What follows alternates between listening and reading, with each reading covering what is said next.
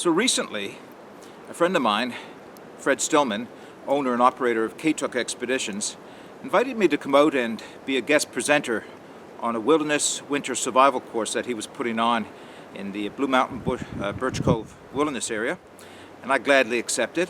He had about a dozen participants, varying ages and varying capabilities in the woods. For the most part, they were novices, had very little experience in the woods. And I'll do another video. I have another video in the works right now, just an overview of that day and what took place. But during the conversation, a question was asked by one of the participants: which is better, an axe or a saw? Now the question was posed to Fred, but he asked me my opinion, and we both agreed immediately, at least for the novice, a saw. A saw is much more efficient in many ways than an axe, and true, there are some benefits to having an axe, especially when it comes to splitting wood. But as far as energy and calories expended in bringing some wood down to a burnable size, as well as the safety factor, which is no small consideration for a novice, we both agreed that a saw was a much better choice. Fred had a saw that he showed the group, and it was a very inexpensive one that he picked up at a hardware store locally. He uses it all the time. He says happy to use it.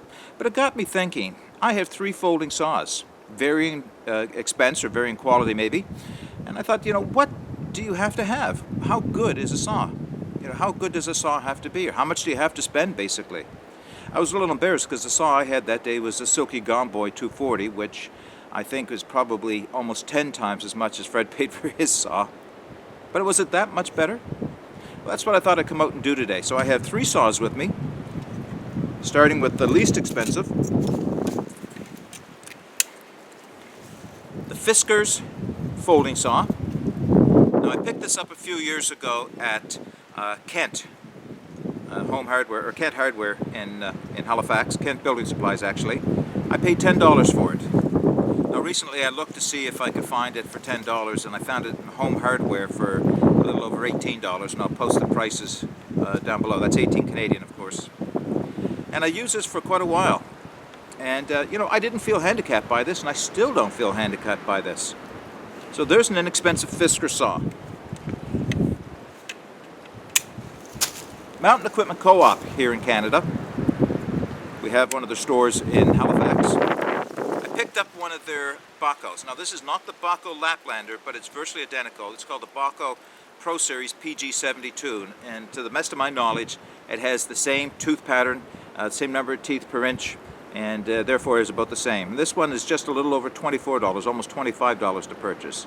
So that's a medium range saw, but this is the saw that was the go-to saw for everybody in bushcraft. Until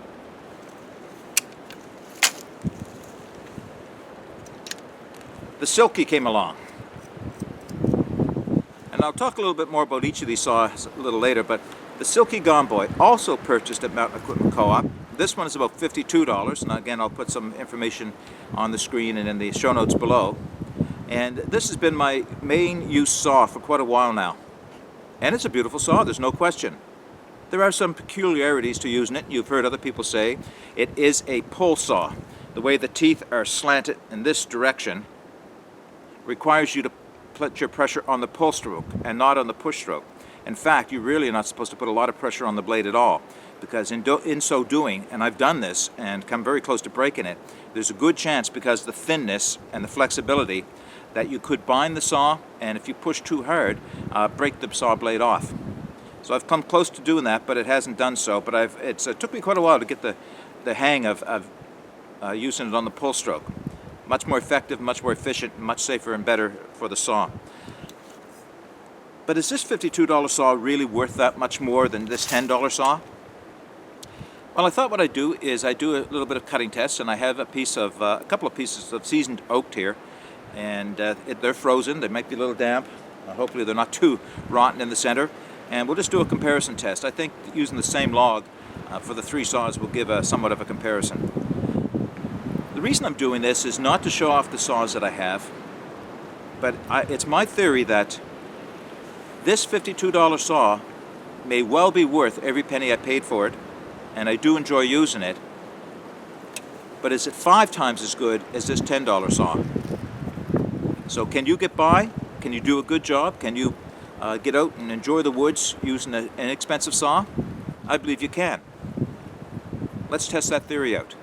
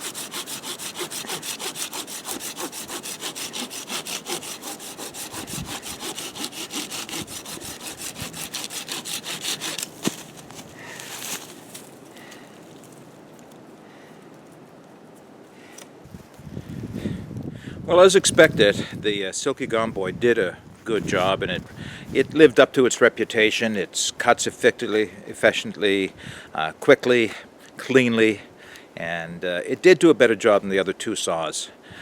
But again, the question was, is it going to do that much better a job that you have to have the Silky, that you're going to be really encumbered by a poor or cheap quality saw made in China that only costs $10? I don't think so.